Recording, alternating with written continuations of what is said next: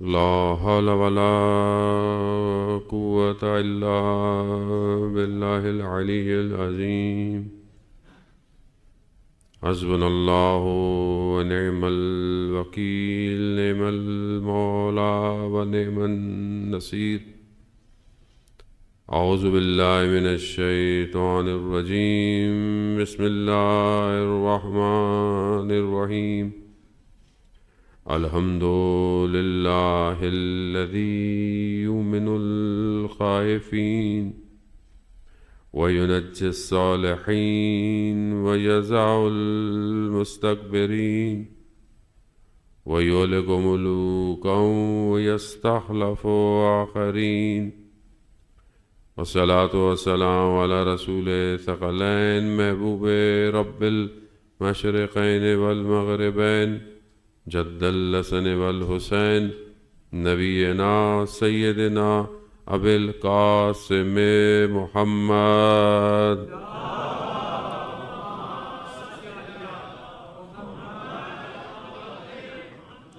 وعلى آله الطيبين الطاهرين المعصومين، لا سيما بقية الله في الأرضين. روحي وأرواحنا لتراب مقدم الفداء، ولعنة الله على أعدائهم أجمعين. بسم الله الرحمن الرحيم. رب اشرح لي صدري ويسر لي أمري واحلل عقدة من لساني يفقهوا قولي. أما بعد، فقد قال الله سبحانه وتعالى في كتاب الحكيم والقرآن المجيد: ألا بذكر الله تطمئن القلوب. صلوات بھیج دے محمد والے.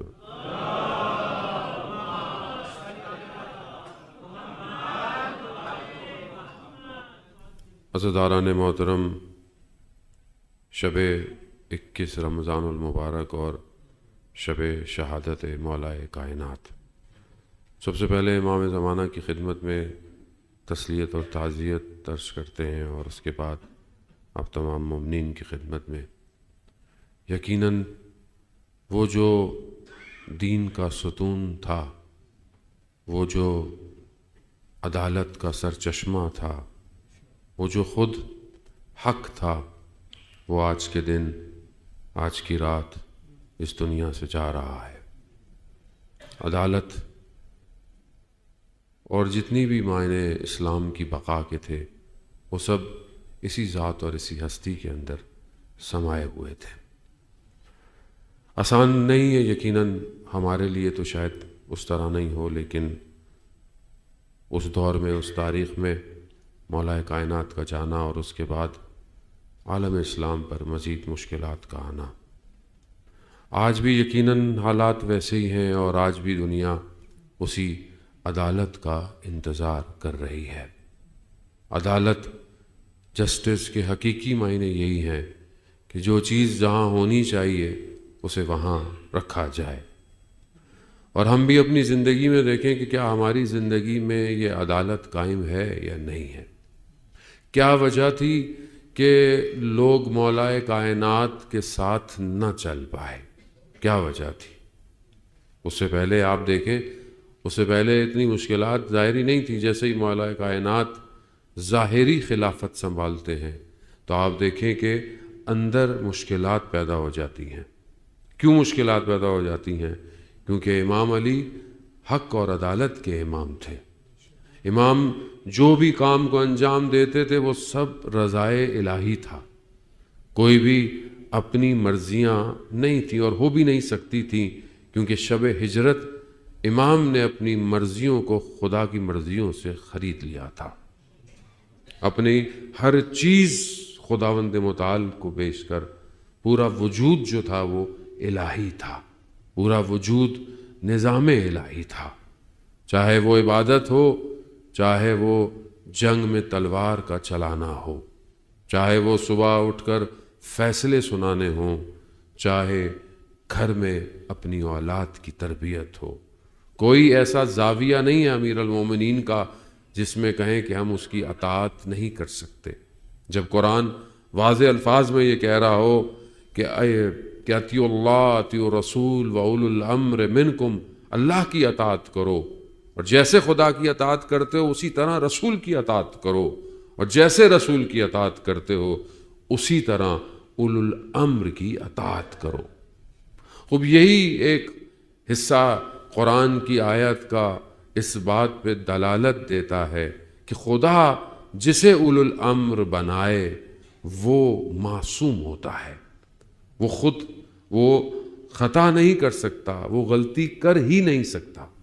اب یہ ظاہر ہے اس بات کو اپنے لیے بیان کرنا، اپنے لیے واضح کرنا بہت ضروری ہے تاکہ ہم دنیا کو یہ پیغام دے سکیں کہ امام علی فرقے کے امام نہیں تھے، امام پوری انسانیت کے امام تھے۔ امام کو جو خداوند متعال نے اگر انتخاب کیا تھا تو ان کی ذات کے اندر خطا نہیں تھی۔ ہو ہی نہیں سکتا خدا کسی کی اطاعت کا، کسی کو فالو کرنے کا حکم دے اور وہ خدا نخواستہ اگر کوئی غلطی کرے تو قیامت والے دن اللہ کی بارگاہ میں انسان کیا کہے گا کہ خدا مجھے کس چیز کا عذاب دے رہا ہے، میں نے تو اس بندے کی اطاعت کی جس کا تو نے حکم دیا۔ خدا کہے گا کہ میں نے کسی ایسے بندے کی اطاعت کا حکم نہیں دیا جو غلطی کرتا ہو۔ یہ تو ہم سے مراد بہرحال عام مسلمانوں نے اس ڈیفینیشن کو چینج کر دیا کہ اولو الامر تو حاکم ہو سکتا ہے، کوئی بھی حاکم ہو سکتا ہے۔ تو اب آپ کے سامنے دنیا کے حاکم ہیں تو آپ ماشاءاللہ ان کی اطاعت کیجئے، روز قیامت میں یہی آپ کو جنت لے کے جائیں گے۔ پھر وہ اطاعت اگر خدا دے رہا ہے تو اس کا مطلب ہے کہ جو شخص مطیع ہے پروردگار کا وہ سب کچھ وہی کرے گا جسے خدا نے کہا ہے۔ اور یہی ایک مشکل تھی عزیزان محترم، لوگ اس بات کو سمجھ نہیں پائے تاریخ کے اندر بھی، اور آگے بھی یہی مشکلات ہوتے ہوتے آج ہم اس دور کے اندر کھڑے ہیں جہاں مشکلات آج آپ دیکھیں بہت بڑا طبقہ کہ جو حاکموں کو اولو الامر کہتا ہے، آج آپ کے سامنے ان حاکموں کی اوقات دیکھ لیں، ان حاکموں کا ظالموں کے آگے جھکنا دیکھ لیں، مگر جہاں پر صرف اللہ کا ولی اولو الامر ہوتا ہے آج آپ ان کو دیکھ لیں، وہ میدانوں میں کھڑے ہوئے ہیں، تیر کھا رہے ہیں سینے پر، مگر وہ حق سے پیچھے نہیں ہٹ رہے۔ یہی فرق ہے کہ جو قرآن کی آیتوں کو اپنی زندگی میں صحیح اپلائی کرے گا اسے کسی چیز کا خوف نہیں ہوگا، وہ کسی چیز سے خوف نہیں رکھتا، وہ بدن کے ٹکڑے کٹوا دے گا۔ جان محترم، لوگوں نے اس وقت امیر المومنین کو بھی یہی کہا کہ مولا یہ کچھ لوگوں کو کچھ مال دے دے یہ چپ ہو جائیں گے۔ امام کیا کہتے ہیں؟ امام کہتے ہیں میرے بدن کو کانٹوں کی زمین پر گھسیٹا جائے، میرے بدن کے ٹکڑے ہو جائیں، یہ زیادہ بہتر ہے کہ میں روز محشر اپنے رسول اور خدا کے سامنے حاضر ہوں اور میں نے کسی پر ظلم کیا ہو۔ یہ علی ہے، وہ علی کہ جس کی آنکھوں میں کانٹا تھا 25 سال تک، گلے کے اندر ہڈی تھی کہ جو بول نہیں سکتے تھے صرف اسلام کی بقا کے لیے۔ وہ علی ہے کہ جو جا کر کنویں میں اپنے درد کو بیان کر رہا ہے، وہ علی ہے۔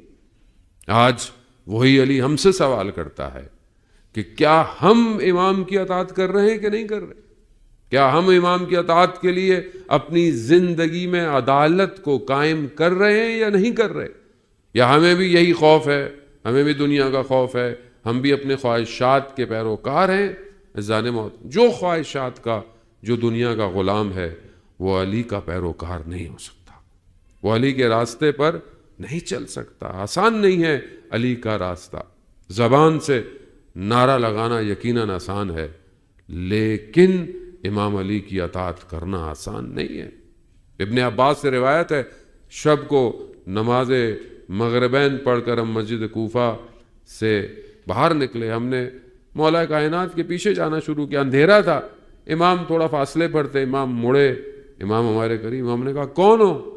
کہا مولا آپ کے شیعہ ہیں۔ امام نے ہمیں غور سے دیکھنا شروع کیا، کہا مولا کیا دیکھ رہے ہیں؟ کہا تم کہہ رہے ہو میرے شیعہ ہو، میں شیعوں کی نشانیاں تمہارے اندر تلاش کر رہا ہوں۔ وہ انسان اپنی زندگی کو اسکروٹنائز کرے، اسکین کرے، کہاں کھڑا ہوا ہے۔ آسان نہیں ہے کہ آپ بولیں گے میں قبر میں جاؤں گا تو میں بولوں گا من اماموں کا، تو میرے اندر سے آواز آئے گی علی کا۔ شعر اچھے لگتے ہیں نوحوں میں بات کہنا، منقبت میں کہنا بڑا آسان ہے جان محترم، مگر مرد مجاہد ہو کر اپنی جان کو ہاتھ پر رکھ کر علی کا ساتھ دینا مشکل ہے۔ اگر انسان واقعاً اپنی زندگی کو خدا کے لیے سمجھتا ہے تو اسے سب سے پہلے اپنی خواہشات سے گزرنا پڑتا ہے، اپنی چاہتوں سے گزرنا پڑتا ہے۔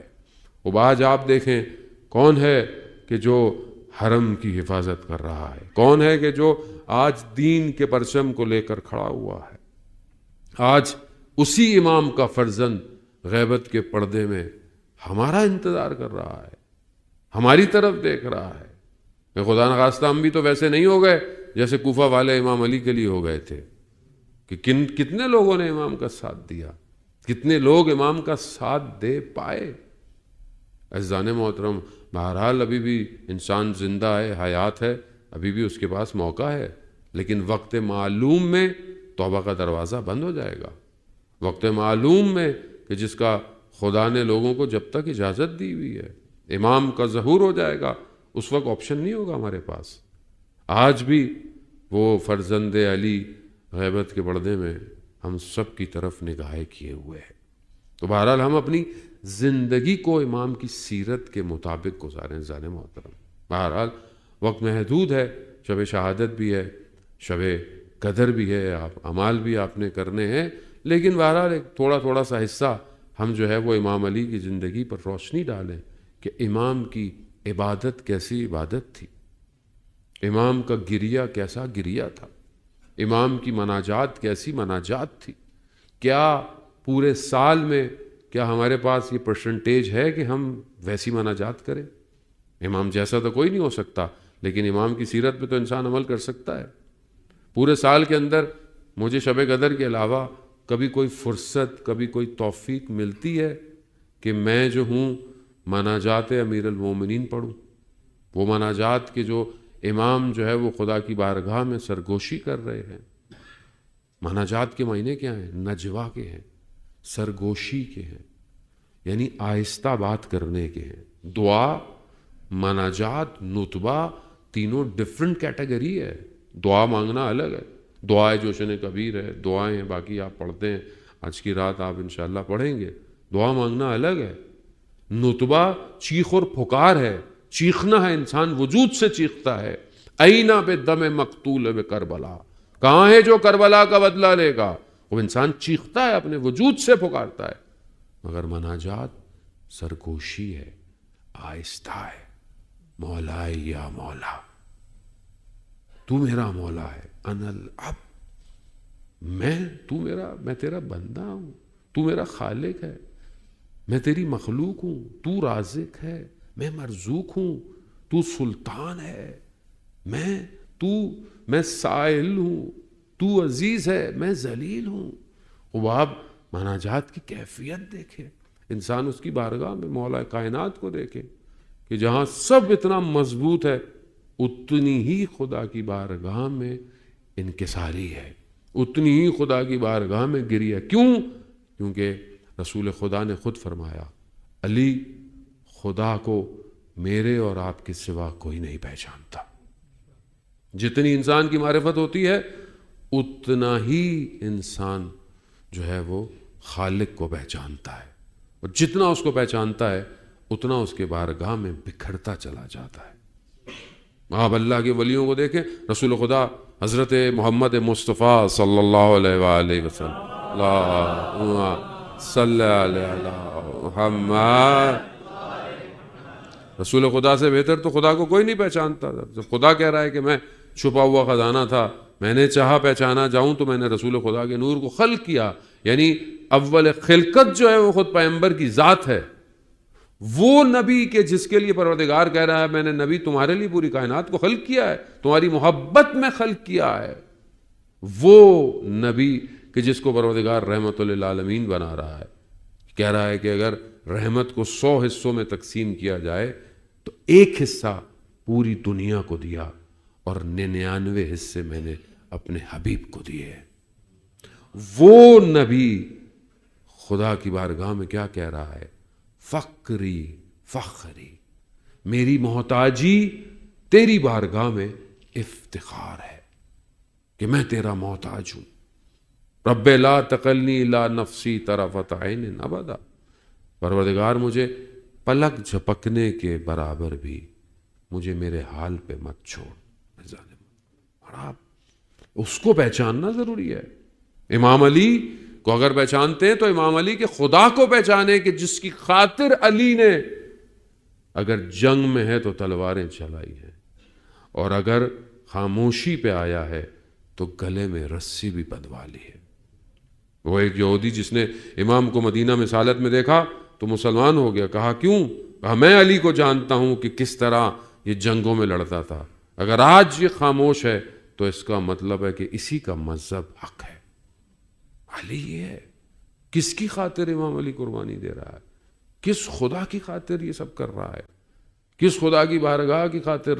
کس کو راضی کر رہا ہے علی؟ کہ جب ضربت لگی تو کہا فزت ورب الکعبہ، رب کعبہ کی قسم آج میں کامیاب ہوا۔ مولا اتنی کامیابیاں تھیں، ہر چیز آپ ہی کی تو کامیابی تھی؟ ہاں نہیں، یہ کامیابی ہے کہ علی حق کے راستے پر اور اللہ کے راستے پر اپنا اختتام کروا رہا ہے، یہ کامیابی ہے۔ تو اس کامیابی کو ڈھونڈیں، آپ جانو خدا کو پہچانیں۔ شب قدر ہے، خدا کی بارگاہ میں راز و نیاز کریں، کاؤنٹنگ میں مت جائیں، یہ پڑھ لیا وہ پڑھ لیا، اچھی بات ہے آپ ساری چیزیں کریں، لیکن اس پورے پڑھنے میں میرا خدا سے رابطہ کیسا ہو رہا ہے کہ نہیں ہو رہا؟ اور یہ رابطہ خالی نہیں ہو سکتا کہ میں مسجد میں ہوں تو میرا رابطہ ہے، باہر نکلوں تو رابطہ نہیں ہے، نہیں۔ مخلوق مجھ سے ناراض ہے اور میں خدا کو راضی کرنے چلا ہوں، یہ بھی پاسبل نہیں ہے۔ شب قدر میں آپ نے لوگوں کا دل دکھایا ہو، لوگوں کا حق کھایا ہو، اور آپ سر پہ قرآن رکھ کر بولیں بکا یا اللہ، بکا یا اللہ، بکا یا اللہ۔ کیسے ہوگا بکا یا اللہ؟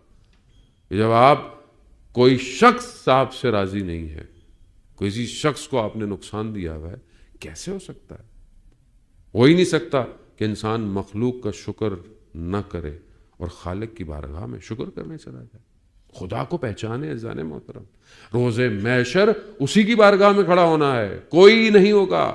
مالک یوم الدین وہی ہے، اس سے کہاں ہے لا یمکن الفرار من حکومت، تیری حکومت سے فرار ممکن ہی نہیں ہے پروردگار، کہاں جاؤں گا میں؟ اور وہ ہر چیز کو عیاں کرے گا، ہر چیز کو کھولے گا۔ یہاں تو انسان کور کر لیتا ہے، باتوں کو چھپا لیتا ہے، کپڑے اچھے پہن کے، خوشبو اچھی لگا کر انسان اپنے اندر کی ہر چیز کو چھپا دیتا ہے۔ روز محشر تھوڑی چھپائے گا، وہ تو ہر چیز، کیونکہ مالک وہی ہے۔ تو کیا واقعاً اس کی بارگاہ میں ہم شکستہ دل ہو کے آتے ہیں کہ نہیں آتے؟ کیا اپنے آپ کو صاف کر کر اس کی بارگاہ میں آج آئے ہیں کہ نہیں آئے ہیں؟ عزیزان محترم، حضرت یونس کو دیکھیں آپ، اللہ کا نبی ہے، معصوم ہے، مگر اپنی قوم کے معاملے میں جلدی میں کہ انہوں نے اگر عذاب نہیں بھیجا تو تھوڑا سا خدا سے ترک اولا کی طرف چلے گا۔ خدا نے نبی کو 3 اندھیروں میں ڈال دیا، نبی کو 3 تاریکیاں، 3 ظلمات۔ کون سی؟ رات، سمندر کا پانی اور مچھلی کا پیٹ۔ 3 اندھیروں میں اللہ کا نبی چلا گیا، 3 اندھیروں میں۔ اور وہاں جا کر پھر حضرت یونس کیا کہتے ہیں؟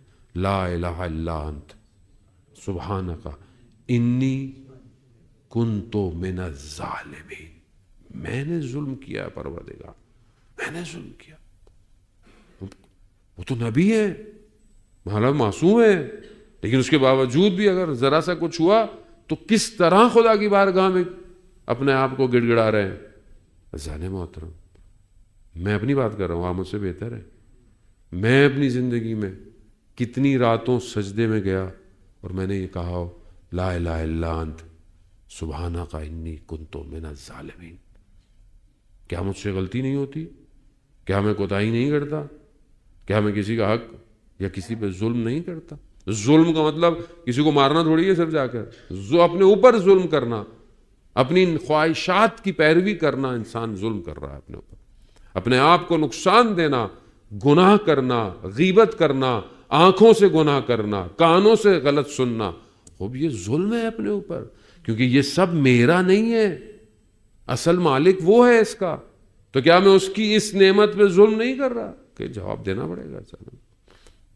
خوب ظلم کے مقابلے میں عدالت ہے، انسان عدالت قائم کرے۔ آج کیا ہم واقعاً امام زمانہ کے لیے معاشرہ بنا رہے ہیں کہ نہیں بنا رہے؟ امام علی علیہ السلام کے لیے ہم گریہ کرتے ہیں، کیسے لوگ تھے امام کو اکیلا چھوڑ دیا، کیسے لوگ تھے امام تنہا ہو گئے، کیسے لوگ تھے امام کی بات نہیں سنتے تھے۔ آج ہم امام زمانہ کی بات سن رہے ہیں، آج ہم امام زمانہ کے لیے اپنے آپ کو تیار کر رہے ہیں۔ پہلی چیز انسان خود ہے، دوسری اس کا گھر ہے، تیسری اس کی کمیونٹی ہے۔ سب سے پہلے تو اپنے آپ کو انسان بہتر کرے، پھر انسان اپنے گھر کو بہتر کرے۔ کیا ہمارے گھر ایسے ہیں؟ ہم مولا کو مانتے ہیں، مولا کو مانتے ہیں، جناب سیدہ کو مانتے ہیں، ان کی سیرت پہ چلنے کی کوشش کرتے ہیں، لیکن کیا صرف یہ ہماری خوشیوں میں منقبت تک ہے یا ہمارے گھروں کے اندر بھی ہیں؟ کیا ہم اپنی بیٹیوں کی تربیت واقعی ایسی کر رہے ہیں جو جناب سیدہ کی سیرت پر ہو یا نہیں ہو؟ وہ خاتون کے جو ان مشکلات کو دیکھتی رہی ہیں، زان محترم، ہر معاملے میں خاتون اپنا کردار ادا کرتی۔ جناب سیدہ گو کے رسول خدا کی بیٹی ہیں، سیدۃ النساء العالمین ہیں، مختلف الملائکہ، ملائکہ ان کے گھروں میں نازل ہو رہے ہیں، مگر اس کے بعد بھی جب کام ولایت کا آیا تو اپنا گھر چھوڑا اور مدینہ کے دروازوں کو کھٹکھٹایا۔ کس لیے کھٹکھٹایا؟ شوہر کے لیے نہیں، وقت کے امام کے لیے۔ وہ وقت کا امام تھا۔ کیا آج ہم اپنی ماؤں، بہنوں، بیٹیوں، کیا وہ اپنے آپ کو اپنے وقت کے امام کے لیے تیار کر رہی ہیں کہ نہیں کر رہی؟ کیا ان کے اندر صبر، پیشنس؟ سوسائٹی، آج سوسائٹی میں کتنی پرابلم، اوورآل پوری دنیا، مجھے آپ کا تو اتنا علم نہیں بہت زیادہ، لیکن آج پوری کمیونٹی کے اندر آپ دیکھ لیں، ہر جگہ دیکھ لیں، میں ہر جگہ جاتا رہتا ہوں، مشکلات ہیں۔ آج ہمارے گھر نہیں ہیں، آج ہر چیز میٹرلسٹک ہے، مادے، رشتے بھی میٹرلسٹک۔ ذرا سی کچھ بات ہوتی ہے تو جس طرح ون ٹائم پیپر یوز کرتے ہیں ہم لوگ کھانے میں، اسی طرح رشتے بھی 2 منٹ میں ہم اٹھا کے پھینک دیتے ہیں۔ ہم احساس ہی نہیں کرتے کہ صدر اسلام میں لوگوں نے کتنی مشکلات جھیلی۔ کربلا پر ہم روتے ہیں، خواتینوں پر ہم جو ہے وہ سلام پیش کرتے ہیں ان مشکلات میں، لیکن آج ہماری مائیں، بہن، بیٹیاں ذرا سے بھی چیزوں کو برداشت نہیں کرتی ہیں اور رشتوں کو کاغذ کی طرح توڑ کے پھینک دیتی ہیں۔ تو کیا ایسے گھروں میں امام زمانہ کا سپاہی پیدا ہوگا؟ کیا ایسے دامن میں وہ اولاد پرورش پائے گی کہ جو علی اکبر کے راستے پر چلے گی؟ نہیں ہوگی۔ تو ہم اپنے آپ کو ریفارم کریں، جان محترم، ان مشکلات کو، ان چیزوں کو، خاص طور پہ جوان جو ہمارے مجالس میں آتے ہیں، نہیں آتے، لوگ کہتے ہیں جوان آتے نہیں ہیں۔ خب کیوں نہیں آتے جوان؟ قصور ہمارا ہے؟ ہم نے مسجد امام بارگاہوں کو کیوں نہیں اپ گریڈ کرتے؟ اپ گریڈ سے مراد صرف یہ نہیں تو ساؤنڈ سسٹم اچھا لگا لیا، چیزیں جو ریکوائرمنٹ ہیں آج زمانے کے حساب سے، آپ اپنے جوانوں کو انگیج کریں۔ جانا اگر آپ نہیں کریں گے تو یہ دوسری طرف جائیں گے۔ جانا مطلب قصور ہمارا ہے، قصور کسی اور کا نہیں ہے۔ آج دنیا جو ہے وہ مختلف طریقے سے پریشر کے اندر ہے۔ آج جو ہے وہ دنیا ایمان چھیننا چاہتی ہے۔ دشمن کو پتا ہے کہ جس کے پاس ایمان ہوگا وہ کہیں پر بھی ہوگا تو وہ کھڑا رہے گا۔ اگر اس کے پاس ایمان نہیں ہو، چاہے یہ مسجد کی پہلی صف میں نماز پڑھتا ہو، یہ کسی کام کا نہیں ہے۔ وہ دشمن یہی کرتا ہے۔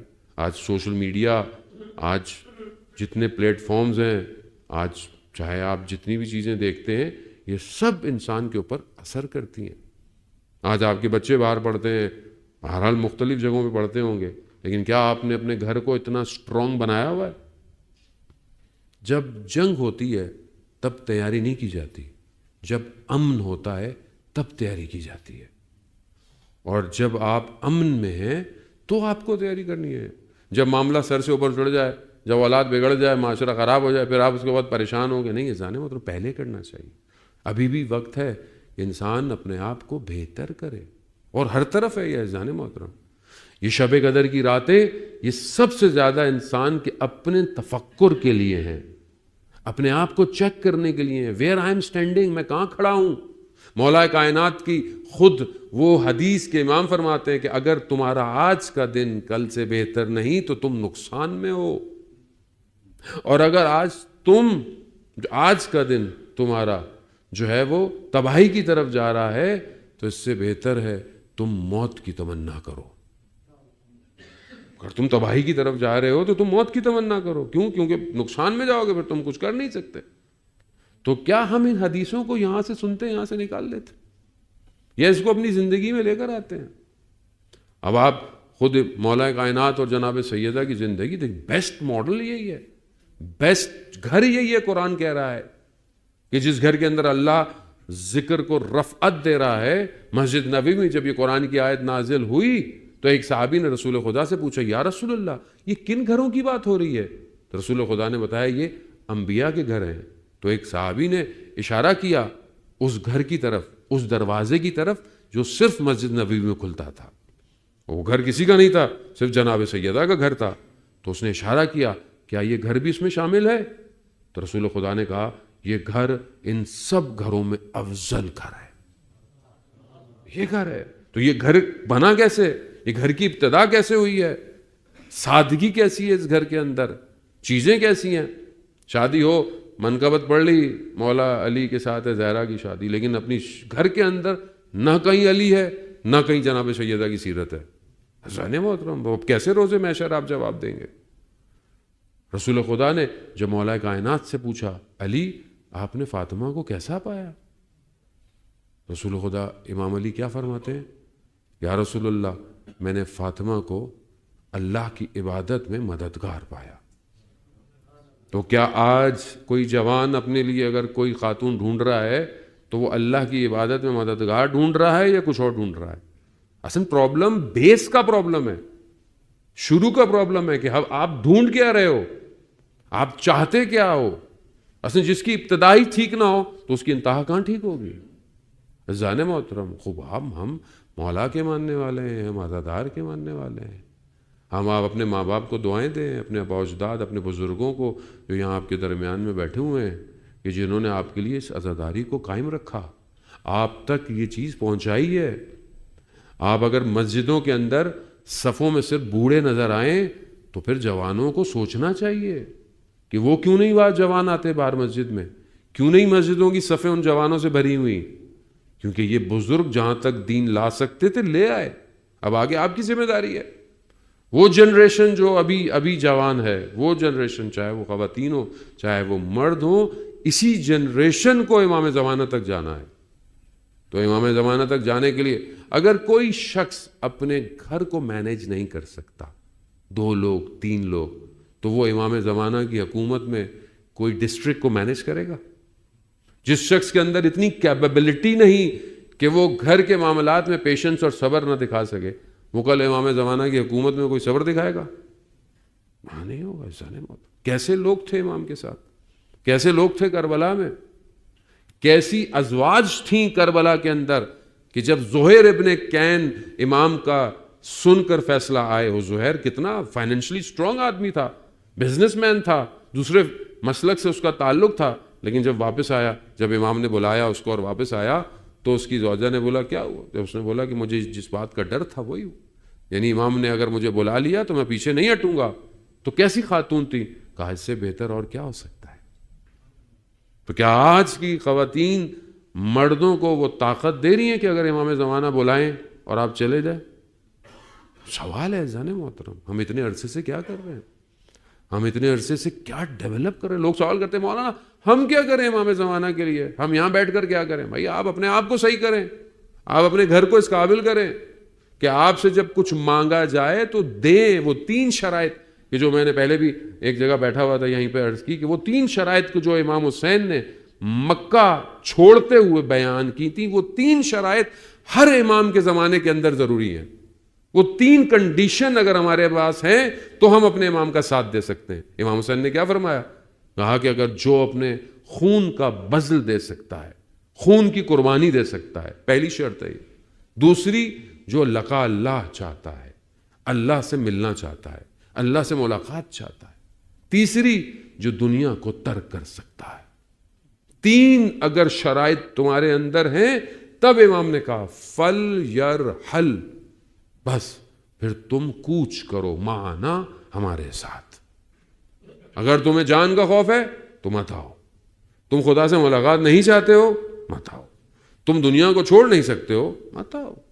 اور ہر شخص کی دنیا الگ ہے، کوئی شخص ہو سکتا ہے سب کچھ چھوڑ دے لیکن چھوٹی سی چیز نہ چھوٹے۔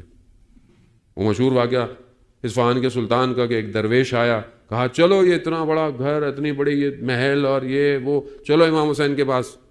اس نے سب چھوڑ دیا، چلا گیا۔ رستے میں ایک جگہ رکے کہیں پر، جب دوبارہ سفر شروع کیا تو دیکھا وہ جو درویش تھا، جو فقیر تھا، وہ پریشان ہے۔ کہا کیا پریشانی ہے؟ کہا میرا وہ کاسا یہ جو میرا برتن تھا وہ نہیں مل رہا۔ کہا تو کیا ہو گیا، چھوڑو چلو ہم تو امام حسین کے پاس جا رہے ہیں۔ کہا نہیں، میں اس کے بغیر نہیں جا سکتا، میں کھاتا بھی اسی ہوں، میں پیتا بھی اسی میں ہوں، میں سب کچھ اس میں کرتا ہوں۔ تو اس سلطان نے کہا میں اپنی محل چھوڑ آیا، تم سے کاسا نہیں چھوڑا جا رہا۔ ہر شخص کی دنیا الگ ہے اور ہر شخص اپنی اس دنیا میں گرفتار ہے۔ ترک دنیا، دنیا اٹیچمنٹ، دنیا بلونگنگز، دنیا کوئی چھوٹی چاہتے، رشتے، یہ دنیا ہے، اس کو ایڈجسٹ کریں۔ چھوڑنے کا مطلب یہ نہیں کہ آپ ابھی سے چھوڑ کے پہاڑوں میں چلے جائیں، نہیں، مطلب ہو آپ کے پاس وہ سمجھنے کے لیے ضروری ہے جان محترم کہ اللہ سے ملاقات کا مطلب میں پہاڑوں میں چڑھا جاؤں اور بس نمازیں پڑھتا رہوں، عبادت پڑھتا، نہیں، معاشرے میں رہو، سوسائٹی میں رہو، مگر ایسے رہو کہ خدا کے بندے رہو۔ چاہے گھر کے اندر رہو، تمہارا کردار گھر میں کیسا ہے؟ مسجد میں اگر بہت اچھے ہو تو اپنی زوجہ کے ساتھ کیسے ہو، اپنے ماں باپ کے ساتھ کیسے ہو، اپنی اولاد کے ساتھ کیسے ہو، اپنے ورکرز کے ساتھ کیسے ہو؟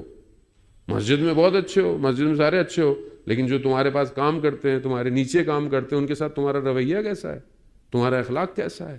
عزیزان محترم، رسول خدا کو جب پتھر مار کر شروع میں صدر اسلام میں ایک جگہ لہو لہان کر دیا، اور رسول خدا ایک باغ کے باہر بیٹھے تھے، اس باغ سے ایک غلام، ایک یہودی غلام تھا، وہ جسے منع کیا تھا کہ ان کو سلام تک نہیں کرنا، وہ گزرا تو رسول خدا نے اس کو سلام کیا۔ اسے غلام تھا، اس کو کبھی کسی نے سلام نہیں کیا تھا۔ جب اس نے سلام کیا، جواب دیا، کہا کہاں سے ہو؟ کہا فلانی سے۔ اچھا وہاں سے تو فلانے نبی تھے۔ رسول کے اس اخلاق کی وجہ سے وہ اسلام لے آیا۔ تو آج کیا ہمارا کردار، ہمارا اخلاق دوسروں کو اسلام کی طرف لا رہا ہے یا اسلام سے بدزن کر رہا ہے؟ کیسے ہم اپنے آپ کو عزیزان محترم کمپیئر کریں گے؟ بنی اسرائیل کے دو بھائی، جس میں سے ایک بہت عبادت گزار تھا اور پہاڑوں پر عبادتیں کرتا تھا، اور ایک بازار میں جس کی دکان تھی۔ ایک دن چرواہا جو جانوروں کو لے کر جاتا ہے پہاڑوں پر گھاس کے لانے، وہ پہنچا، دیکھا وہ بھائی بڑی عبادت کر رہا ہے، تو اس نے پوچھا میرا نیچے بھائی کیسا ہے؟ کہا بازار میں اس کی دکان ہے، صحیح ہے۔ کہا جب نیچے جانا تو کچھ میں تمہیں دوں گا، لیتے جانا میرے بھائی کے لیے۔ کہا ٹھیک ہے۔ نیچے جانے لگا تو اس نے سٹین جو ہوتا ہے جس میں آپ چیزوں کو سٹین کرتے ہیں، چھانتے ہیں، پانی نیچے گر جاتا ہے اور اوپر رہ جاتی ہے چائے یا چاول جو بھی ہے، تو اس کے اندر اس نے پانی ڈالا، پانی نیچے نہیں گرا، کیونکہ اس کے پاس کرامات تھی، اتنی عبادت کرتا تھا، اس کو یہ سب کچھ، تو اس نے وہ دیا اور کہا کہ جاؤ میرے بھائی کو دے دو۔ نیچے گیا تو بھائی نے پوچھا دوبارہ کب اوپر جاؤ گے؟ کہا کل۔ کہا مجھ سے بھی کچھ لیتے جانا۔ اس نے کاٹن کے اوپر فائر، آگ کے انگارے رکھ کے دیے، جبکہ آپ جانتے ہیں کہ کاٹن کو فائر فوراً لگ جاتی ہے، لیکن آگ نہیں لگی۔ وہ اوپر لے کے گیا، وہ جو اوپر عبادت کر رہا تھا وہ پریشان ہو گیا، کہا میں یہاں بیٹھ کر صبح شام عبادت کر رہا ہوں تو میں اس مقام پہ پہنچا ہوں، یہ نیچے بازار میں کھڑا ہو کے کیا کر رہا ہے؟ یہ سب لپیٹا اپنا بستر اور نیچے آ گیا۔ بھائی سے پوچھا یہ کیا ماجرا ہے؟ کہا وقت آنے پہ بتاؤں گا۔ کچھ دن بعد دونوں بھائی دکان پہ کھڑے ہوئے تھے۔ وہ بھائی جس کی دکان تھی وہ کسی وجہ سے کہیں گیا تو ایک خاتون کسٹمر آئیں، وہ جو دوسرا بھائی تھا جو اوپر پہاڑوں سے نیچے آیا تھا، اس نے خاتون کسٹمر کا جیسے اس کی نگاہ اس کے ہاتھ پہ لگی تو نفس نے غلطی کی، گناہ، خیال غلط آیا، جیسے ہی غلط آیا وہ جو پانی تھا وہ گرنا شروع ہو گیا۔ دوسرا بھائی واپس آیا، اس نے بولا کہ پہاڑوں میں اکیلے ہو کر عبادت کرنا آسان ہے، بازار میں کھڑا ہو کر خدا پر توجہ رکھنا مشکل کام ہے۔ اللہ اکبر۔ وزان محترم، خوب یہاں خدا کو پہچانے، خدا اس خدا کو پہچانے جس کی خاطر علی اپنا پورا وجود قربان کر رہا ہے، اس خدا کو پہچانے کہ جو اپنے گھر، اپنے رشتے، اپنی ہر چیز سے اپنے رب کی طرف بڑھ رہا ہے۔ کوئی بھی چیز زندگی میں کہیں بھی مولا کائنات کی اپنے لیے نہیں ہے جانے والا۔ سکوت بھی خدا کی خاطر ہے اور عدالت بھی خدا کی خاطر ہے۔ یہی وجہ تھی کہ علی تنہا رہ گئے۔ آج بھی علی کا فرزند ہمارا انتظار کر رہا ہے جانے والا۔ ہمارا نقصان ہے اگر آج ہم تیار نہیں ہوئے، ہم رہ جائیں گے۔ اللہ کا تو وعدہ ہے، لا یخلف المیعاد، خدا اپنے وعدے سے پیچھے، خدا نہیں ہٹتا اپنے وعدے پیچھے۔ خدا تو ہے ایک دن وہ بھیجے گا، اگر ہم تیار نہیں ہوں گے وہ کسی اور قوم کو تیار کرے گا۔ تو آج ہم سب سے پہلے عزیزان محترم ہم اپنے آپ کو دیکھیں، اپنے آپ کو بہتر کریں۔ ٹائم نہیں ہے، جو ہونا تھا ہو چکا۔ ہم بہت تیزی سے ظہور کی طرف جا رہے ہیں، اور آپ کتنے حالات دنیا کے بگڑتے دیکھیں گے، اور آپ کتنا حق اور باطل آپ کے سامنے واضح ہو گیا ہے، کتنا جھوٹ، کتنا پروپیگنڈا سب آپ کے اوپر کھل گیا ہے۔ اب آپ اور کتنا انتظار کریں گے؟ اب آپ کتنا اپنے آپ کو آپ لیم ایکسکیوز کے ساتھ زندہ رکھیں گے؟ نہیں ابھی تو نہیں ہوگا، ابھی تو ہماری باری نہیں ہے، ابھی تو یہ، ابھی تو کیوں؟ اپنے آپ کو تیار کریں، اپنی صفوں میں اتحاد پیدا کریں۔ ہم لوگ ہر جگہ پہ ایک جیسے ہیں، لیکن بعض اوقات دین کے معاملے میں ہم لوگ ایک دوسرے سے اختلاف رکھتے ہیں۔ میں بہت سارے ممالک میں جاتا ہوں، اکثر کچھ عرصے کے بعد جاتا ہوں تو ماشاءاللہ کھوجوں کے یہاں تو یہ پرابلم نہیں ہے، یہاں پہ تو پرابلم نہیں ہوتا۔ اس میں کھوجا کمیونٹی میں ایسا پرابلم نہیں ہے کہ چلیں ورلڈ فیڈریشن ہے کنٹرول کر کے کہیں نہ کہیں رکھتی ہے، لیکن میں اکثر جگہوں میں جاتا ہوں، ایک سینٹر ہوتا ہے، اگلی دفعہ جاتا ہوں 2 سینٹر ہوتے ہیں، تیسری جگہ 3 سینٹر ہو جاتے ہیں، لوگ وہی ہیں۔ کیوں؟ آپس کے اختلاف۔ لیکن وہی کوئی دعوت ہو، کوئی پروگرام ہو تو سارے ایک ساتھ بیٹھے ہوتے ہیں، لیکن مولا کا کام ہو، مولا کی مجلس ہو تو 3 الگ الگ دکانیں کھل گئی۔ تو یہ مولا کے لیے نہیں کھلی، یہ اپنی نفس اور اپنی ذات کے لیے کھلی ہے۔ میں نظر آؤں، میں دکھایا جاؤں، میرا نام ہو۔ ہڈن ایجنڈا یہی ہوتا ہے اور کچھ نہیں ہوتا۔ امام ہے، امام کے لیے تو انسان کو، جب اسلامی تعلیمات یہ کہہ رہی ہیں کہ جو تمہارے عقیدے کے مخالف ہے اس کے ساتھ بھی بیٹھو اسلام کی خاطر، حتیٰ جو دوسرے مذہب کا ہے اس کو بھی ساتھ لے کر آؤ، تو یہاں سب حسین کے ماننے والے الگ الگ کیوں ہوتے؟ اس کا مطلب ہے کہ یہ مسئلہ ہماری ذات کا ہے، ذات کا۔ ہم اپنے نفس کی خواہشات میں پسند ہیں۔ عزیزان محترم، کل امام زمانہ، مثلا میں، آپ جانتے ہیں پاکستان میں ایک شہر ہے کوئٹہ، اور ایک روڈ ہے جس کو کہتے ہیں علمدار۔ اس علمدار روڈ پر 18 یا 20 امام بارگاہ ہیں ایک ہی روڈ پہ۔ اور میں ایک دفعہ ایک جگہ مجلس پڑھنے گیا، ایک سال، اس کے اگلے سال میں دوسرے امام بارگاہ والوں نے بلا لیا، پیچھے والے ملنے بھی نہیں آئے، ادھر کیوں آیا پڑھنے؟ تو میں نے وہاں پڑھا، میں نے کہا امام زمانہ اگر ان 20 میں سے کسی ایک جگہ پہ آئیں گے تو آپ ملنے نہیں آؤ گے؟ وہ لوگ نہیں، ہماری مسجد میں نہیں آئے تو ہم امام زمانہ سے ملیں گے نہیں۔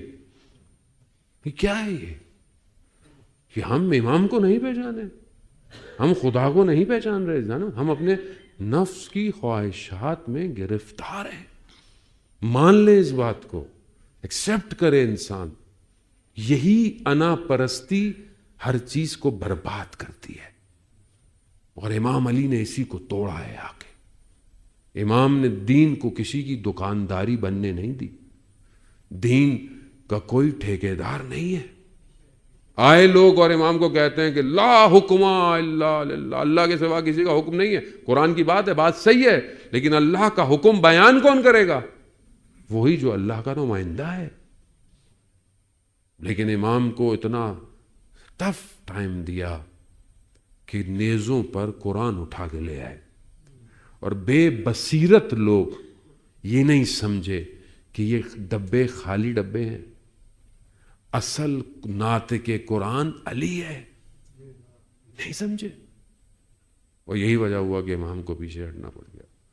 یعنی آپ اس بات کو ریئلائز کریں کہ جب امت ساتھ نہ دے تو امام کا نمائندہ، امام کا جو آپ یوں کہیں کہ جو امام کا کنٹرولنگ ہیڈ تھا، دشمن کے خیمے سے پہنچ کر واپس پلٹا ہے واپس۔ ملک اشتر پیچھے ہٹے ہیں۔ آپ اس درد کی کیفیت کو ملک اشتر کے برداشت نہیں کر سکتے کہ دشمن کے خیمے تک پہنچ گیا، مگر بے بصیرت مسلمانوں کی وجہ سے، میں تو مسلمان بھی نہیں کہوں گا، ان کی وجہ سے امیر المومنین کو پیچھے ہٹانا پڑ گیا۔ آج کے اس دور میں جہاں علی والے دشمن کے خیمے تک پہنچ چکے ہیں، کہیں ہم بے بصیرت لوگوں کی وجہ سے یہ علی کا فرزند، یہ علی کے ماننے والے کہیں پیچھے تو نہیں ہٹ جائیں گے. تاریخ ریپیٹ ہوتی ہے جانے محترم. امام کا ظہور اگر ڈیلے ہے ہماری وجہ سے. میں اپنی بات کر رہا ہوں. میں تیار نہیں ہوں، میں اپنی چیزوں میں پھنسا ہوا ہوں. میں تو اللہ اکبر نماز پڑھتا ہوں تو دنیا کے خیالات آ جاتے ہیں. جو اپنی نماز کو مینیج نہیں کر پا رہا وہ کائنات کو مینیج کرے گا؟ کیسے کرے گا وہ؟ بس جانے پریکٹس کریں. میں خدا نخواستہ ساری بات اس لیے نہیں کہہ رہا کہ آپ مایوس نہ، موٹیویٹ ہوں. بہرحال کوئی تو بات کرے گا، کوئی کہیں تو وائبریشن ہونی چاہیے. انسان اس کی بارگاہ شب قدر ہے، اس کی بارگاہ میں رو رو کے دعا کریں. جانے محترم کوئی دعا نہ مانگے اپنے لیے، صرف امام کے ظہور کی دعا مانگے، صرف امام کے لیے دعا کریں. جانے محترم ہم اتنے غمزدہ نہیں ہیں جتنا وہ یوسف زہرا تنہائی کے اندر ہے. ہمیں افسوس ہوتا ہے کہ اتنے لوگ مارے گئے، اتنے لوگ فلسطین غزہ میں جو ہے وہ ختم ہو گئے، کتنے ہزاروں کی تعداد میں بچے ختم ہو گئے. اور یہ حالیہ واقعے میں جہاں 160 بچے یا 176 بچیاں مر گئیں، ہمیں غم ہو رہا ہے، ہم سے برداشت نہیں ہو رہا. تو امام زمانہ کس غم میں ہوں گے آپ؟ خود آپ تصور نہیں کر سکتے. لیکن کیونکہ جب امام میری طرف دیکھتے ہیں تو مجھے تیار نہیں دیکھ رہے. میں خود اپنی مشکلات میں گرفتار ہوں. ابھی بھی وقت ہے جانے محترم، ہم اپنے آپ کو بہتر کریں، بیلنس کریں. علماء اکرام آپ کے درمیان میں موجود ہیں، ان سے گائیڈنس لیں، اپنے گھروں کو بہتر کریں. دنیاوی چیزوں کے چکر میں اپنے گھروں کو برباد نہ کریں. تھوڑی تھوڑی خواہشات، تھوڑی تھوڑی نفس کی دیکھیں. اگر آپ بولیں کہ میں اپنے نفس پہ سختی نہیں کروں تو آپ خدا کی بارگاہ میں نہیں کھڑے ہو سکتے. جیسے روزے پہ آپ اپنے اوپر سختی کرتے ہیں تو اپنی بہت ساری چیزوں کو اللہ کی خاطر چھوڑنا پڑتا ہے انسان کو، چاہے حلال ہی کیوں نہ ہو. کیونکہ ہر چیز میں کرتا رہوں، ہر چیز میں کھاتا رہوں، حلال ہے حرام ہے مجھے پتہ ہی نہیں ہے، بس سامنے والے نے لکھا ہوا ہے تو میں کھا رہا ہوں. پہلی چیز جو نقصان دیتی ہے کمیونٹی میں وہ لقمہ ہے. لقمہ جو آپ کھا رہے ہیں، جس ریسٹورنٹ میں آپ کھاتے ہیں، جہاں بھی کھاتے ہیں، آپ کی ذمہ داری ہے جانے محترم. پہلی چیز جو انسان کو برباد کرتی ہے حرام لقمہ ہے. اور جب یہ اندر جاتا ہے تو یہ انسان کو گناہ کی طرف، خدا نہ خواستہ کسی کی نماز فجر قضا ہو جائے تو اسے سوچنا چاہیے اس نے رات کو کھایا کیا تھا. ایسی ہے، ہر چیز کنیکٹڈ ہے. اسلام ایسے تھوڑی ہے، اسلام صرف چھوٹا سا پیکج تھوڑی ہے کہ بھئی یہ کر لو وہ کر لو. نہ، اسلام پوری زندگی کا ضابطۂ حیات ہے. انسان بہرحال اس کی طرف متوجہ ہو جانے محترم. شب غم ہے اور ہم اپنے آپ کو کیسے امام کی خدمت میں پیش کریں. آج امام زمانہ گریہ میں ہے. یقیناً اتنا بڑا حادثہ جو خود سید علی کی شہادت کا ہے اور پھر امام کے عزا کے دن ہے، یہاں مسلمان خدا کی بارگاہ میں پیش ہوں گے جانے محترم. غم کی رات ہے اور یقیناً غم کے ساتھ ساتھ انسان کو سوچنا چاہیے کہ کیوں امام علی کو مسلمانوں کے شہر اور امام کے دارالحکومت میں امام کو شہید کر دیا. ایک سوالیہ نشان ہے سارے. وہ علی کہ جو اپنے قاتل کا بھی خیال رکھتا ہو. جب پہلے ابن ملجم امام کو ایک زمانے ملا، امام نے اس کا نام پوچھا، امام نے 2 دفعہ اس کا نام پوچھا، تمہارا نام کیا ہے؟ تو امام نے کہا اس کو یہ دو، اس کو یہ گھوڑا دے دو، اس کو یہ ساری چیزیں دے دو. اور بعد میں جب قاتل کو کہتے ہیں بلایا گیا تو امام نے اس سے پوچھا تم نے ایسا کام کیوں کیا؟ مگر میں تمہارا اچھا امام نہیں تھا؟ کیا میں نے تمہیں دینے میں کوئی کمی رکھی تھی؟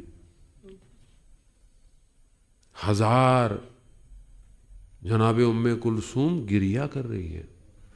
جب ابن ملجم مرادی کو بلایا گیا نا تو بی بی نے کہا کہ بابا ٹھیک ہو جائیں گے، تم ذلیل اور خوار ہو جاؤ گے.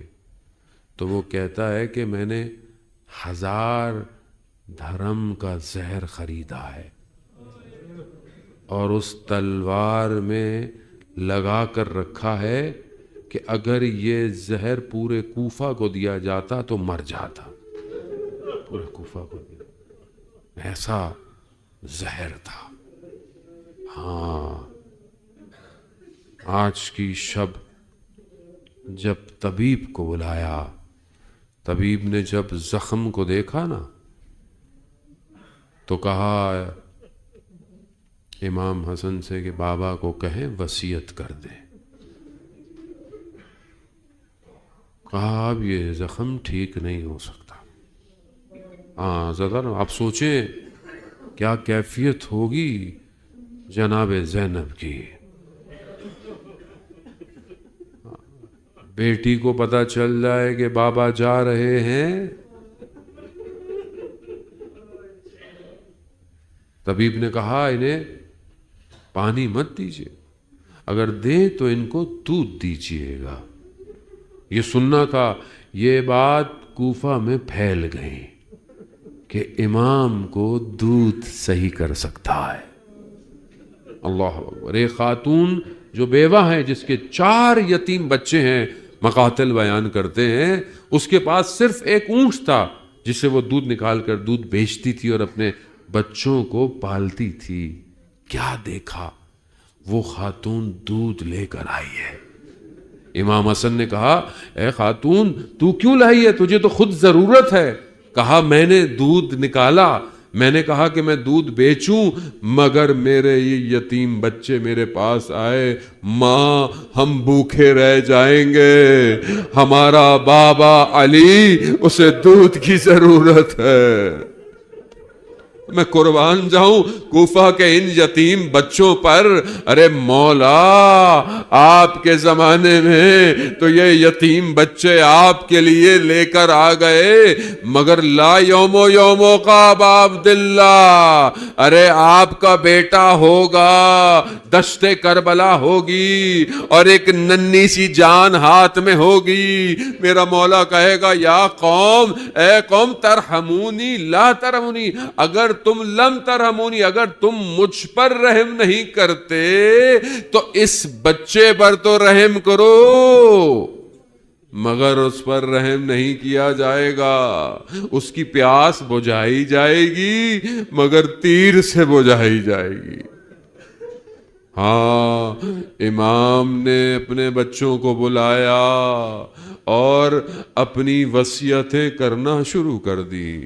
عزیزان محترم، امام کی وصیت ان دنوں میں ضرور پڑھا کریں جو امام نے وصیت کی ہے. امام یتیموں کے بارے میں کیا وصیت کرتے ہیں اپنے بیٹے کو، بیٹا یتیموں کا خیال رکھنا، ان کو ویسے ہی خوراک دینا جیسے وہ پہلے کھایا کرتے تھے. کتنی امام کو یتیموں کی فکر ہے، ایک ایک کر کر امام نے وصیتیں کی ہیں. ہاں عزیزان محترم، مقاتل کہتے ہیں امام حسین گریہ کرنے لگے. امام نے کہا حسین آپ گریہ نہ کریں، آپ میری قوم، میری امت کے شہید ہیں. ایک ایک کر کر سب کو سمجھایا. امام نے ان کو دلاسا دیا. کہا میں نے خواب دیکھا تھا چند دن پہلے کہ رسول خدا نے کہا تھا کہ 3 دن بعد ہم آئیں گے آپ کو لینے. بس امام کی آنکھ ذرا سی نم ہوئی، پھر امام بیدار ہوئے. کہا میرے جو ہے وہ چچا حمزہ بھی آ رہے ہیں، خود جد رسول بھی آ رہے ہیں، کہہ رہے ہیں جلدی آؤ ہم تمہارے دیدار کے مشتاق ہیں. بس اپنے بچوں کو دلاسا دیتے رہے اور اسی حالت میں امام کی روح پرواز کر گئی. عزاداران محترم، ایک کورام سا مچ گیا. پورے کوفہ کے اندر چیخو پکار شروع ہو گئی. علی کی بیٹیوں نے رونا شروع کر دیا. جناب زینب کا گریہ شروع ہو گیا، کیونکہ اب جب تک علی زندہ تھے فاطمہ کی بیٹیوں کی حفاظت تھی، مگر اب علی جا رہے ہیں، ایک ایک کر کر بچوں پر ظلم ہونا شروع ہو جائے گا. جناب زینب کو نہ جانے کس طرح اپنے بابا کے بدن سے ہٹایا ہوگا، لیکن پھر بھی آہو بکا ہوگی کہ بابا جا رہے ہیں. میں کہوں گا جناب زینب یقیناً بڑا سخت ہے، آپ کے بابا بابا آج کی شب جا رہے ہیں. آپ کا بابا وہ بابا تھا جس کے وجود سے ہر چیز قائم تھی.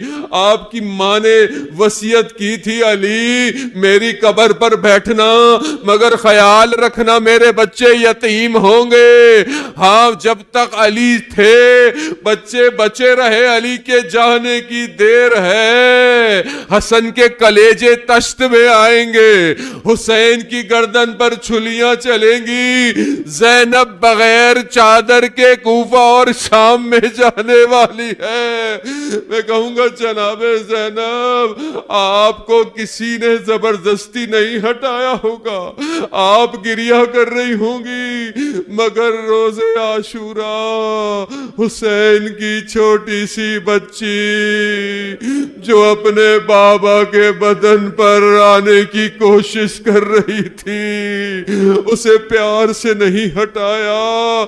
اسے تماچوں تازیانوں سے جدا کیا. میں کہوں گا جناب زینب میں ہاتھ جوڑ کر کہتا ہوں یقیناً آپ نے مشکلات برداشت کی. یقیناً کوفہ کی رات آپ کے لیے بہت سخت ہے مگر جناب زینب آپ نے اپنے بابا کے سر کو نیزے پر نہیں دیکھا. ارے یہ بچی کوفہ کی گلیوں میں شام کے بازار میں حتیٰ جب شام میں پہنچی تو تشت پہ باپ کے سر کو دیکھا کہ یزید چھڑی سے لبوں پر اہانت کر رہا ہے. میں کہوں گا بی بی آپ کو بابا کا سر ایسے نہیں ملا جیسے اس بچی کو شام کے زندان میں سر ملا. خاک میں اٹا ہوا چہرے پر زخموں کے نشان تھے. بچی نے سر کو اٹھایا لبوں کو لبوں سے ملایا.